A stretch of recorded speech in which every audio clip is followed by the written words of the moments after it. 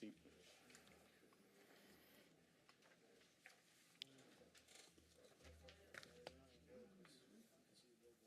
You up and running, Amber?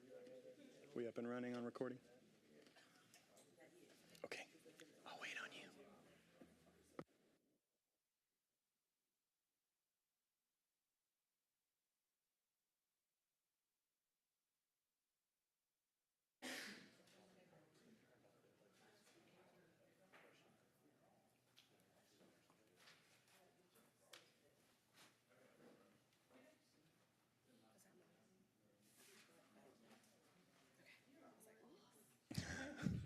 I don't know about that.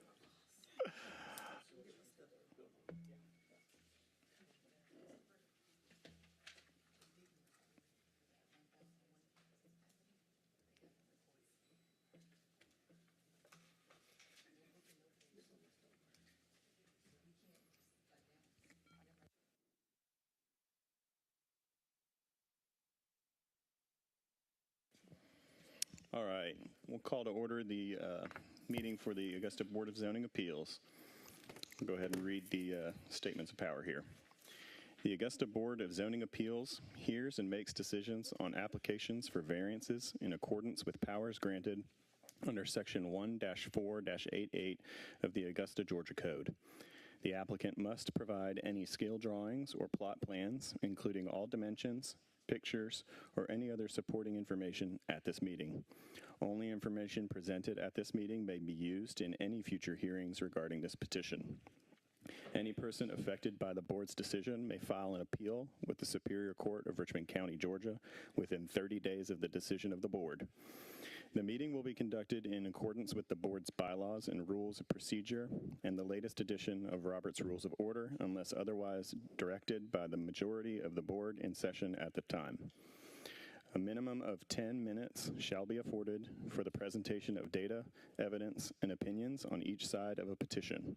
If more than 10 minutes is afforded to one side, then an equal amount of time shall be afforded to the other side. The board encourages participation in this hearing, and there is no restriction on who may address the board within the allotted time. But the board does ask that public comments be brief, on subject, and directed to the board, not to any individual or group.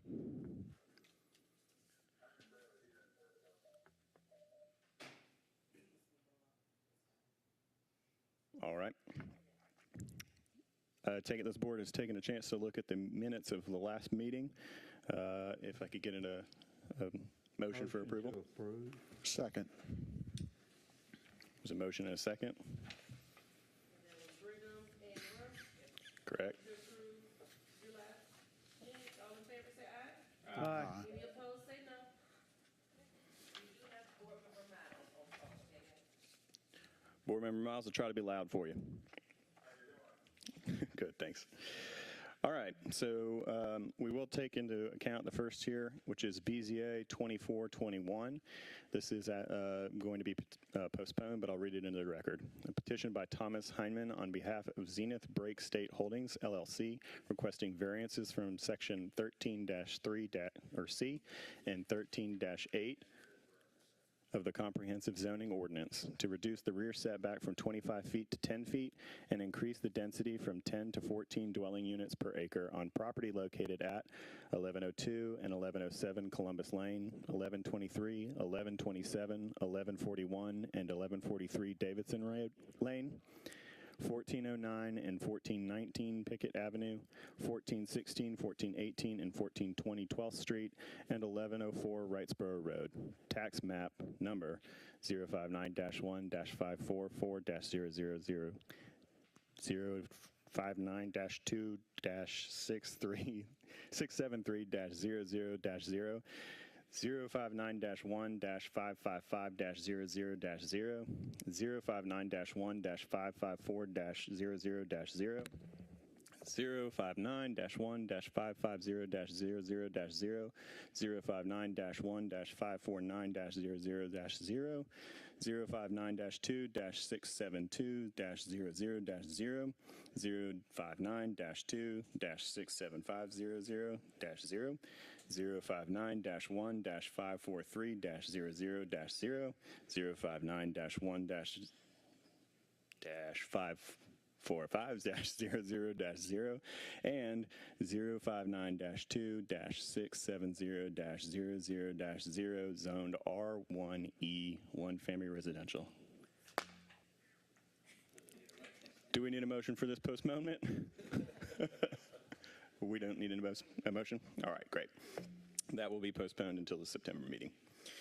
Our next one is on the agenda is item number 3, which is BZA-24-23, a petition by Francis Tate requesting a variance from Section 8-8B of the Comprehensive Zoning Ordinance to reduce the side setback from 10 feet to 3 feet to install a 12-foot by 40-foot steel shed on property located at 1624 Jonathan Place, tax map number 152-3-043-00-0, zoned R1B, one family residential. Staff presentation. Rachel Martin, Planning Projects Coordinator for Planning and Development. This petition involves a 0.55-acre tract located at 1624 Jonathan Place, Hepzibah, Georgia, 30815. The property is currently developed and situated in a single-family residential neighborhood, Walton Acres, Walton Farms area, along Jonathan Place, a residential street. The applicant seeks approval of a variance to reduce the side setback from 10 feet to 3 feet to install a 12 by 40 steel shed on the eastern side of the property. The findings are as follows. The building side setback requirement is 10 feet according to 8-AB of our current zoning ordinance. The applicant seeks to install a 12 by 40 steel shed inside the side setback on the eastern side of the property, reducing the side setback to 3 feet, therefore requiring a variance. The proposed variance would be a 70% reduction in the side setback requirement for accessory buildings. The owner's letter of intent states that the shed will be used for the sole purpose of storage and protecting the following from the elements and theft: ATVs, various lawn equipment, electrical riding apparatuses, mechanical tools, etc. In accordance with Section 8-4, accessory buildings of the Comprehensive Zoning Ordinance, the maximum allowed square footage for an accessory building is 718 square feet. According to the tax assessor's office, there is currently a 384 square foot accessory building located on the property. The proposed 12 by 40, which is 480 square feet steel shed, would exceed the maximum allowed square footage for an accessory building by 146 square feet, which would not be compliant with the Comprehensive Zoning Ordinance. At the time of completion of this report, staff has not received any inquiries regarding the variance application. The criteria for granting the variance is as follows. The granting of a variance is subject to the finding by the Board of Zoning Appeals that a petition meets all 4 of the criteria for unnecessary hardship. Number 1, there are extraordinary and exceptional conditions pertaining to the particular piece of property in question because of its size, shape, or topography. The proposed variance does not meet this criteria as there are no extraordinary or exceptional conditions pertaining to this particular lot, which limits development on the property. Number 2, the application of the Comprehensive Zoning Ordinance of Augusta, Georgia to the particular piece of property would create an unnecessary hardship. The variance does not meet this requirement as the shed can be reconfigured or redesigned without creating unnecessary hardship on the applicant. Number 3, such conditions are peculiar to the particular piece of property involved. The variance does not meet this criteria as the lot is comparable in size and shape as nearby tracts along the street. Number 4, relief, if granted, would not cause substantial detriment to the public good or impair the purposes and intent of the Comprehensive Zoning Ordinance of Augusta, Georgia. Approval of this variance would establish a precedent and not be consistent with the current subdivision. And that concludes staff's presentation. Thank you. Thank you very much. At this time, would the applicant please address the podium? If you would, please state your name and address for the record, and then you have 10 minutes to make your case. I'm Charles Tate. I'm representing my mother, Frances Tate. The shed, they're saying 3 feet from the fence, but actually the property line is 4 feet from the property line to the fence is 7 feet. So it's really a variance of 3 feet. 3 feet from is 7 feet. We're short 3 feet, is what I'm saying. Because our property line doesn't start at our fence. It starts 4 feet outside of our fence. So we're going in, and then we're taking 3 more feet away from our fence. So it's actually 7 feet from the property line. It's not 3 feet. It's actually 7. So we're actually short 3 feet. Okay.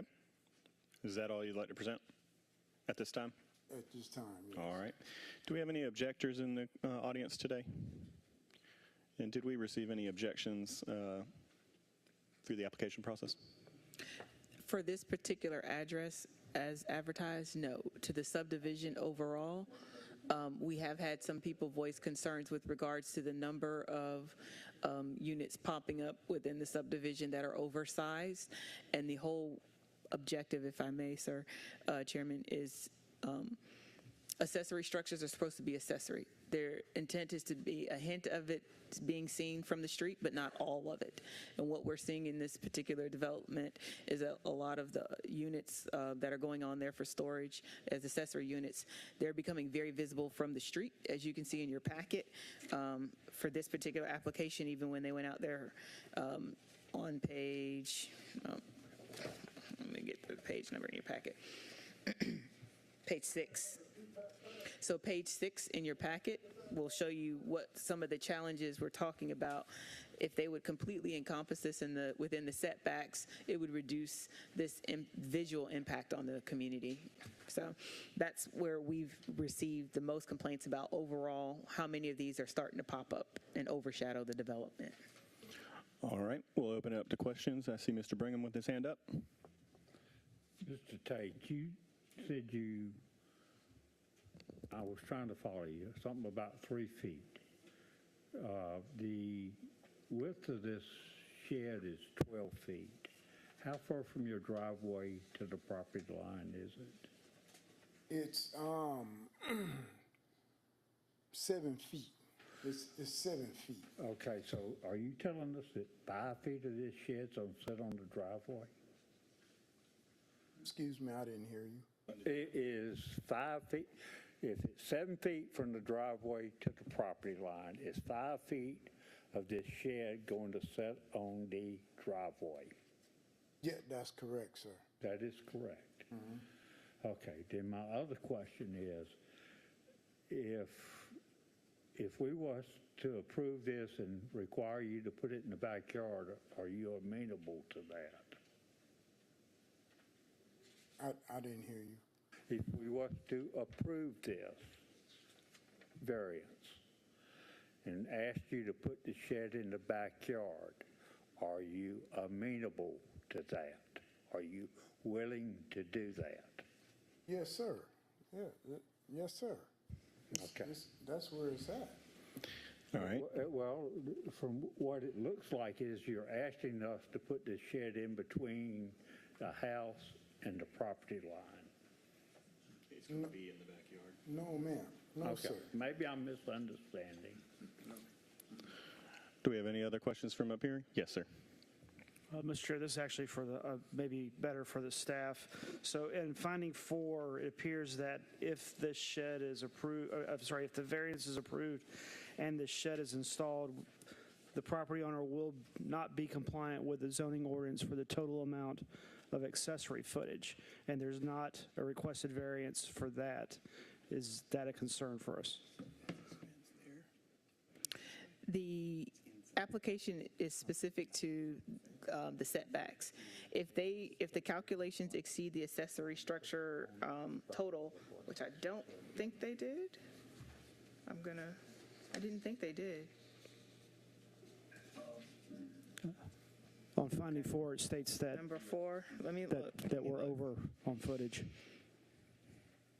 The maximum allowed square footage for an accessory building is 718 square feet. According to the tax assessor's office, there is currently a 384 square foot accessory building located on the property, and the proposed 480 square feet steel shed would cause an increase, by 146. That would be a separate application. This would not, we didn't advertise it, therefore we couldn't address that. I'm sorry, Mr. Tate, are you aware that if we approve this ordinance, you potentially have to come back and request another this variance, that there's still going to be, if I'm correct, there's still going to be a discrepancy against the zoning ordinance. You may have to reapply because there would be too much footage in the accessory category for the proposed size, if I have that correct. Yes, the proposed shed is too large based on the existing shed. Are you, if I may ask the applicant, Chairman, are you proposing to remove the other storage shed? Yes. Are you going to keep both of them? Well, one of them we're gonna remove. One of the sheds are gonna be removed. So how many will you have? Now, we will have 2. And If this one is granted. okay, so yes, the 2 you're proposing to keep are going to exceed the maximum square footage allowed for accessory structures. So that's a separate variance. It could have all been done at once had we been aware, but we didn't catch. You didn't catch it. We didn't catch it until the report was written. So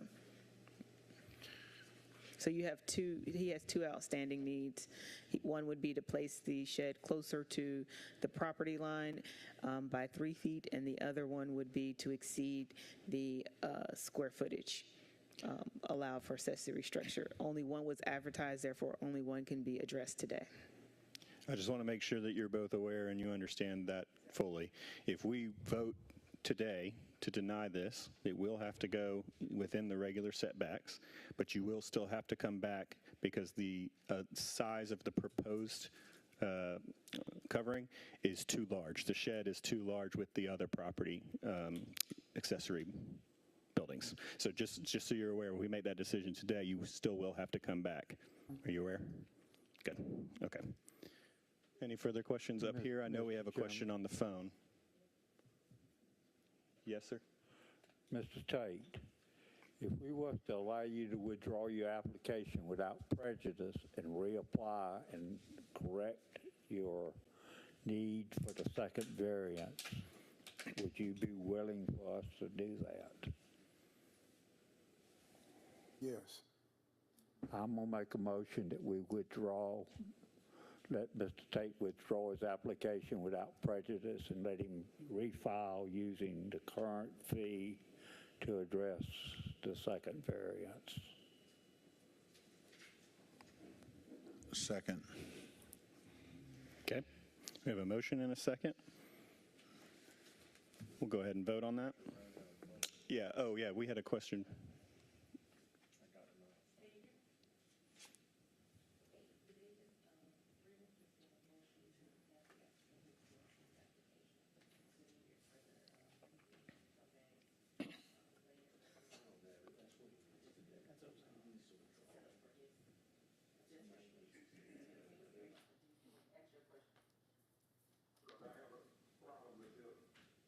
All right.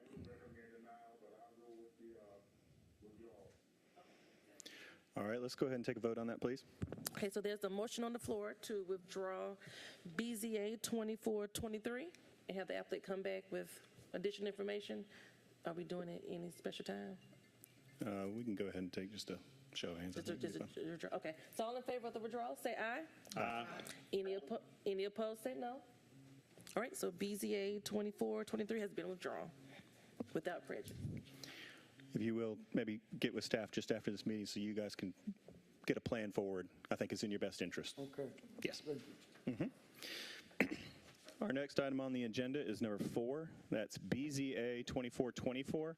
This is a petition on behalf of Augusta Housing and Community Development, on behalf of the Augusta Land Bank Authority, requesting variances from Section 16-7 of the Comprehensive Zoning Ordinance to reduce the front setback from 30 feet to 20 feet, the side setback from 25 feet to 10 feet, and the rear setback from 38 feet to 20 feet to allow for a townhome community on property located at 1241, 1243, 1247, 1249, 1251, and 1257 12th Street.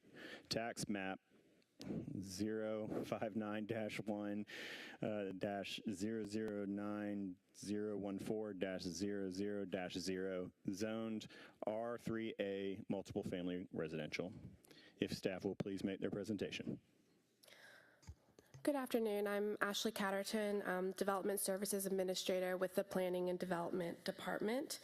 And this petition involves 6 residential lots totaling 0.92 acres that was successfully rezoned on May 22nd, 2024 from R1C to R3A to allow for an increase in density through the development of 10 single-family attached townhomes.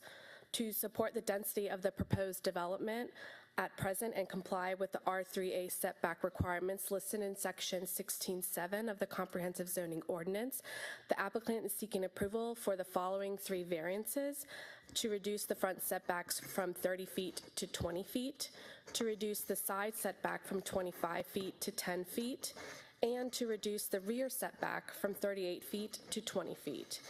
And findings for this petition include the proposed development is aiming to address the growing demand for affordable housing within this area. The overall density for the development would include 10.86 dwelling units per acre that will be separated into 2 buildings consisting of 5 attached townhouses each.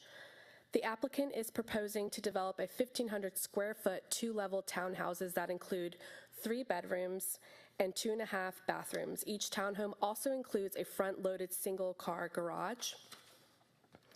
The surrounding areas of development are zoned predominantly R1C. And at the time of completion of this report, staff have not received any inquiries regarding the variance of this application. And that concludes staff's presentation. Thank you, Ashley. If the applicant is present, would you please address the podium? And while you do that, if you will, please just state your name, your address, and that you have the authority to speak on behalf of the authority. Shanna Carcon, 510 Fenwick Street. We would like to postpone this item at this time. All right. Thank you very much. Can I get a motion from up here on the board? So moved. That's a motion and a second. That was a motion. Sorry, I want to make sure she's got it on the So record. the motion was made by Trulock. And a Trulock second. and seconded by Williams. Okay. Yes. All right. All in favor of postponement? Please Aye. raise your Aye. hand. All right. Any opposed to postponement? All right. The postponement has been granted. Thank you. Thank you. All right. Item number 5 on today's agenda, BZA-24-25, a petition by Coleman Family Trust and EMJAC LLC requesting variances from Section 28-B-10-B and 28B-10-C of the Comprehensive Zoning Ordinance to reduce the setback from a single-family residential zone boundary from 100 feet to 10 feet and the front setback from 40 feet to 30 feet to allow for the placement of 2 billboards on property located at 3474 Milledgeville Road, tax map number 068-0-073-01-0, zoned B2 general business. Staff, please present. Mr. Chairman, I got a conflict. All right. Would you like to recuse yourself? Yes. All right. Board Member Brigham is recusing himself from this item. Staff, if you would, please. Hello again. This is Ashley Catterton, Development Services Administrator with the Planning and Development Department. And the applicant is requesting to allow for the placement of 2 billboards on a 4.74 acre property located at 3474 Milledgeville Road. This request is seeking to reduce the setback on the western boundary adjacent to residential property from the required 100 feet to 10 feet, as well as reduce the front setback on the eastern boundary from 40 feet to 30 feet. And the property is zoned B2, which is general business, and is currently vacant. According to the section 28, B10 of the Comprehensive Zoning Ordinance, which states that the placement of billboards shall not be located within 100 feet of any single-family residential zone boundary or the property line of a parcel occupied by single-family residents. Also, it requires a front yard setback of 40 feet from any structure to the front lot line on highways. There are approximately 1.17 acres of wetlands on the portion of the property. And again, per the Comprehensive Zoning Ordinance, this requires that there shall be no more than 1 billboard for each 750 feet distance on each side of any roadway. And also, it requires that the billboards must obtain approval by both the City of Augusta and the Georgia Department of Transportation. The property located on the east side adjacent to the property is zoned R1A, and at the time of completion of this report, staff has not received any inquiries regarding this variance application. And that concludes staff's presentation. Thank you very much, Ashley. If we could please have the applicant report to the podium, and please state your name, address, and your authority. Good afternoon. My name is Noel Swears, and I'm an attorney here in Augusta, and I represent Azalea Outdoor, which is the sign company that is looking to put the signs on the property. I have just given y'all some stuff. Sorry for the last minute there. Initially, I was thinking this was maybe a little more obvious as it was to me, which until you step back and see it from somebody else's eyes, it's not quite as obvious. But we've basically got 2 things going on here. One is the lot's so narrow that if you're going to put a structure on it, you're either going to, of the size of a sign width, you're either going to encroach on the roadway setback or the property line setback. And so we are requesting the encroachment on the right-of-way line. And speaking with Brian earlier, we were trying to figure out which was better, and it was the idea that to push it forward.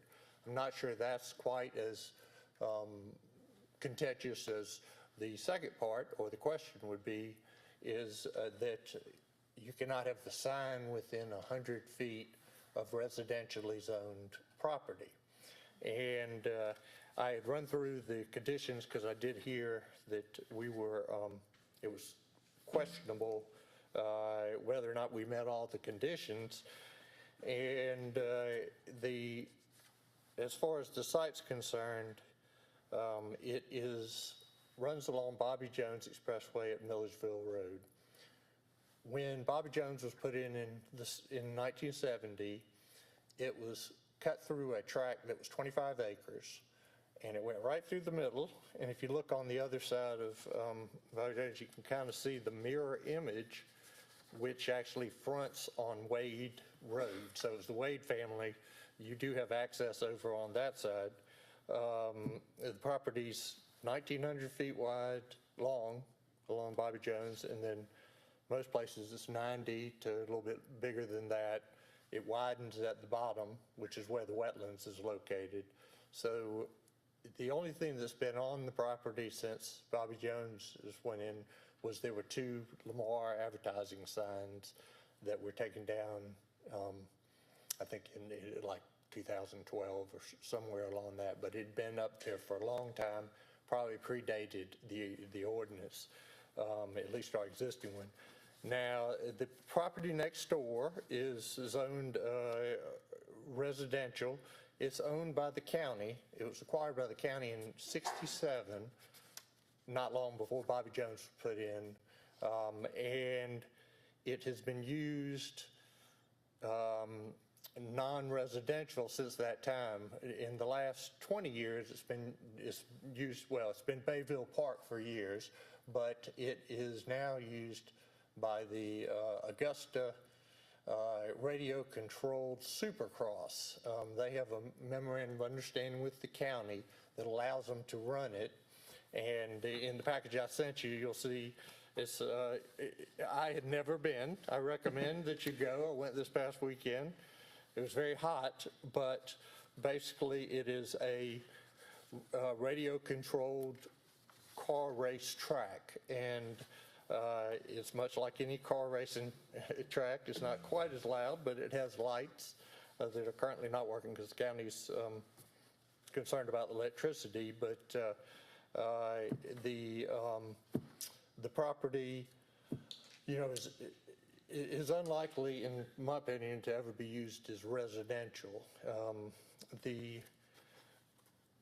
Because of the width of the buildable area, when you stay out of the wetlands, you'd have a very hard time getting most things on it. In the 80s, it was rezoned in hope that they could do a mini warehouse development, but that couldn't make a go, and so there's actually one down the street now. The property doesn't have any either. It's got a barrier in the front because it's right at the bridge. There is a little photo in here showing it, but basically about 70 feet of the 90 feet. If you look on the one that's got Augusta on it, you can see it goes over into almost to the whole property, and then there is a drainage ditch. The railing is there because of the bridge that goes over Bobby Jones. Access has been a problem since Bobby Jones was put in there. There's a letter in there from the DOT from, when was that? That was in 92, where they said you can't breach that. At the time, they tried to get an easement from the county. They prepared plats. I just don't know what happened because it never happened. But currently, you access the property by using the driveway at the park. And if you look on this photo, you'll see one photo I pulled in about 100 feet and took one out to the road, one to the other direction, and you drive down about 650 feet and you turn right into the property, but you have to drive across the non-paved, and there's a gate there, which there's a photo of. The residential nature of it, I can't imagine it's going to ever be residential again. The property that is potentially residential is, if you look at the planning, the map, you'll see down below it, there's a piece here that's crosshatched. I think that might be a cemetery, but this big piece here, because of how long the property is, it's actually, more than 162 feet, which is that length of the small part. So being 100 feet from the parcel that's potentially residential is not an issue. It's just being 100 feet from Bayville Park. And then, Bayville Park was, at one point, they were looking at it, the county was looking at it for the utilities complex. It was right behind Regency Mall, and neither of those two went forward, but they've had the MOU with, for at least 20 years. I tried to hit on all the high points. This is very unique property because if you look at it compared to the one across the street, it has across Bobby Jones, and so it's particular. And if there ain't going to be any public detriment, really, that there are billboards on Bobby Jones. Certainly not everybody loves billboards, but you would be able to put it there but for the fact the property is next to Bobby Jones, and it otherwise meets all the setback, all the requirements. The signs are spaced about 750 feet from each other. So from Bobby Jones, it won't look any different than anywhere else's. But if it's not this use, it might be another 50 years. All right. Thank you very much for the thorough presentation. Do we have any objectors in the audience that would like to address the podium? Seeing none, do we have any objections online or through email? Seeing none, I'll open it up to the board members for any questions that they may have.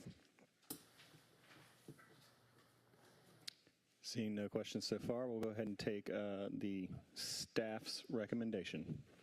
The Planning and Development staff recommends denial of the variance as it does not meet all of the required criteria for granting a variance. This concludes staff's recommendation. All right. I will make a motion to approve this variance request. We got a motion. Do we have a second? Second. All right. That was a motion and a second. Let's take a vote.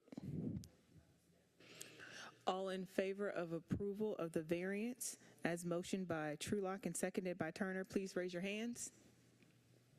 All right. And we got 1, 2, 3, 4, 5. All right. And we have one. All right. Any recusal. opposed, please raise your hands. Mr. Brigham is a recusal, by the way. He's recused. Mm-hmm. And then, do we want to get the phone vote?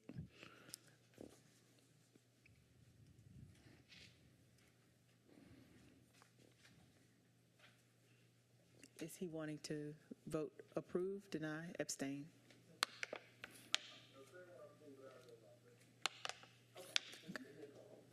That's another vote for approval. So that's 6 for approval, 1 for denial. The variance is granted. Thank you very Thank much. you. You'll receive your paperwork in the mail. All right, thank you very much. All right. Number 6, legal issues. Mr. Meller.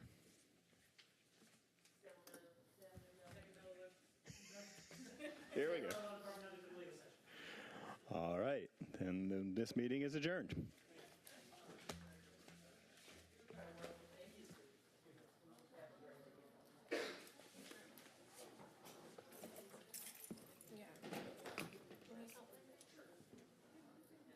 I was just gonna wipe this because of my